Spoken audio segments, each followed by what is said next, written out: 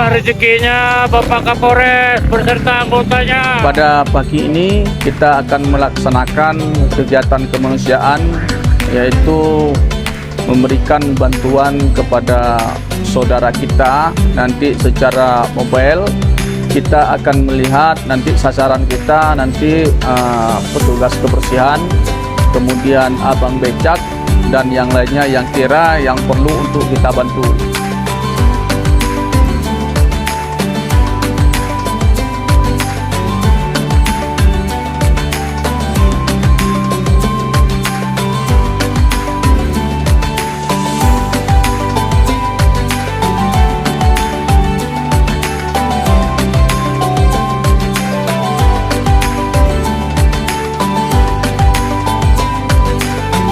Assalamualaikum warahmatullahi wabarakatuh.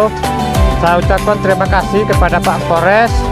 Semoga sehat dan selalu dan mudah rezeki dan selalu Aceh Tengah aman.